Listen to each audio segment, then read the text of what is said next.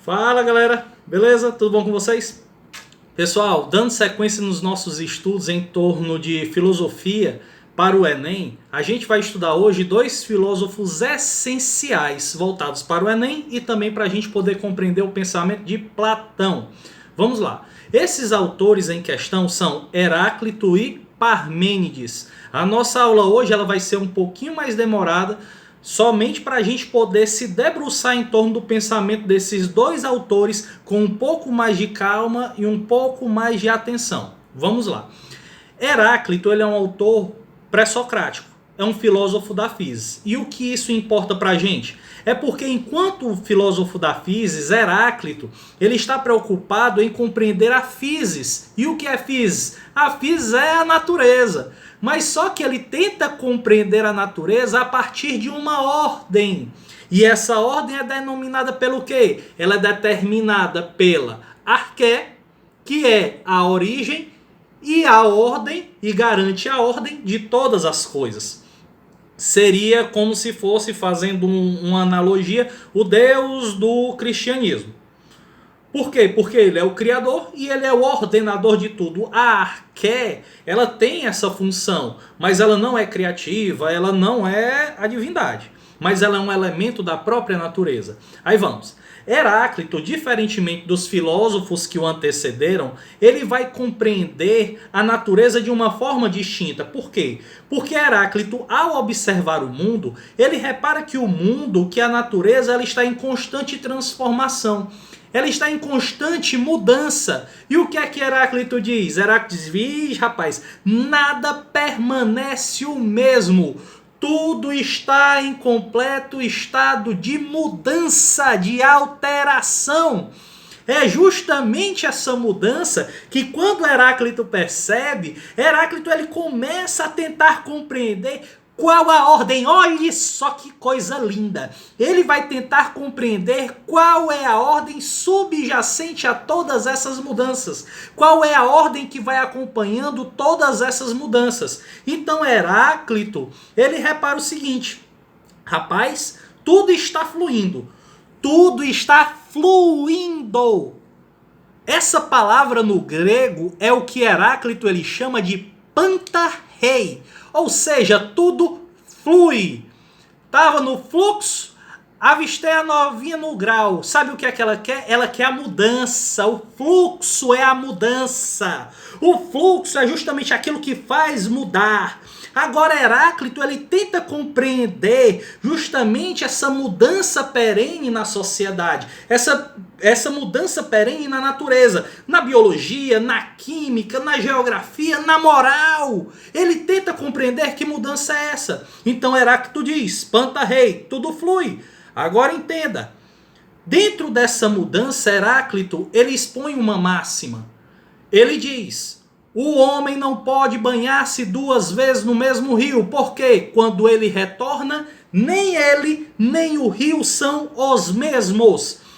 O que é que essa frase ela determina? Essa frase determina justamente a mudança, o movimento existente de todas as coisas. Em que as coisas elas não são, mas elas estão no mundo.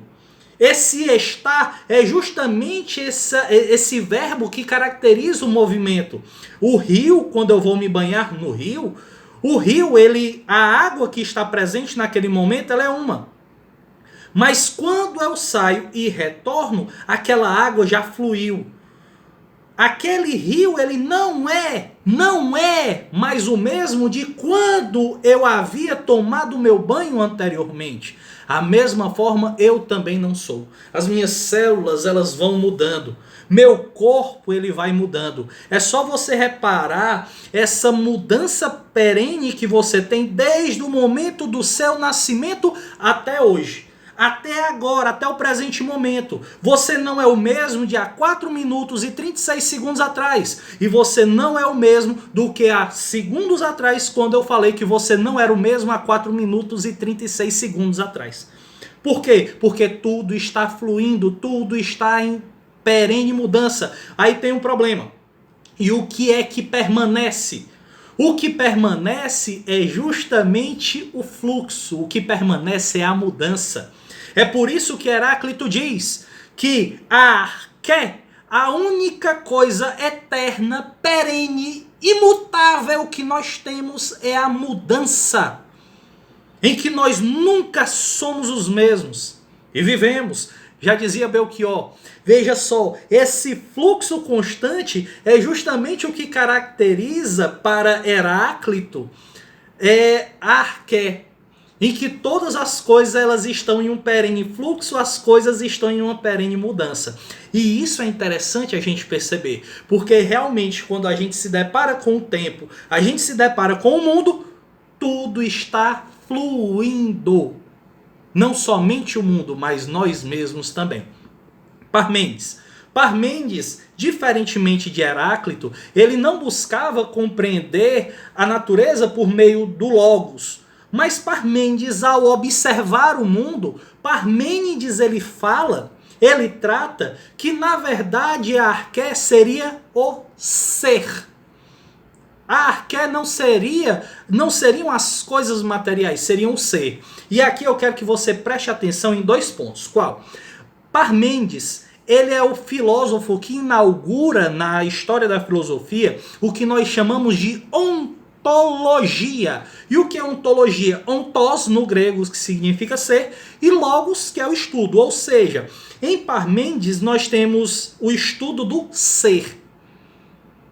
E qual é a diferença de Parmênides para Heráclito? Parmênides, segundo a observação, Parmênides ele diz que Heráclito ele se preocupou em estudar os entes. E o que é que são os entes? Os entes são aquelas coisas que existem no mundo e que estão em mudança. Parmênides diz que nós precisamos buscar qual é o ser daquele ente, o qual aquele ente ele é derivado. Veja só, Parmênides aqui ele já tem uma visão em que ele busca compreender a essência das coisas. Ele não se depara simplesmente com as coisas materiais, com as coisas existentes no mundo, mas ele busca compreender o conceito-chave para o mundo, que é o ser. Aí veja só uma citação de Parmênides. Necessário é o dizer e o pensar. Necessário é o dizer, a linguagem e o pensar. Ou seja, a gente pensa e fala o mundo de acordo com uma linguagem. O que o ente é. Veja só, eu não quero compreender o ente, as coisas, como elas aparecem para mim, mas eu quero compreender realmente o que ela é. Eu não quero compreender o livro, esse livro que eu tenho aqui, simplesmente como ele me aparece, mas sim realmente o que ele seja. E ele diz, pois é ser e nada não é. O ser é. O nada, o não ser não é. O que existe no mundo é o ser. Ele vai criticar Heráclito porque ele fala que Heráclito ele simplesmente fica preso, ele fica apregoado, enraizado nessas questões materiais de mudança. Mas ele não quer compreender somente essa mudança. Ele quer compreender o que as coisas são, não como elas se mostram a mim, graças à mudança existente. Heráclito e Parmênides aqui ele é interessante para nós, justamente para nós tentarmos compreender essa origem conceitual, essa origem do ser, onde as coisas elas são. Veja só, você quando nasceu, você tem uma mudança grande na sua vida. De quando você nasceu ao completar 5 anos, 6 anos, 12 anos, 15 anos, 20 anos. Você vai estar mudando. Mas tem uma coisa chave. Quem é você? Parmênides ele não faz esse questionamento. Mas aqui, para método exemplificativo, a gente pode questionar isso. Quem é você? Ele quer compreender o seu ser, a sua pessoa, quem você realmente é, e não como você está ao longo dessa mudança real, da realidade. Parmênides ele quer compreender justamente o que é o ser, porque o ser existe. O não ser, aquilo que não é ser, ele não existe. É por isso que a filosofia ela não se preocupa em compreender o nada. A filosofia ela se preocupa em compreender o ser. É por isso que na teologia, derivada da filosofia grega, os filósofos primeiros teólogos cristãos, eles vão tentar compreender o ser que é. É tanto, se você for lá para a Bíblia, Moisés, quando ele se apresenta a Moisés, ele diz, eu sou aquilo que sou. Ele é aquilo que é. Ele não está em mudança, mas ele é. E o que Parmênides ele busca compreender é justamente esse ser. É esse conceito eterno, único e imutável, que não sofre alteração do tempo. Beleza? Pessoal, esse vídeo aqui é justamente para a gente poder compreender um pouco de Heráclito e Parmênides.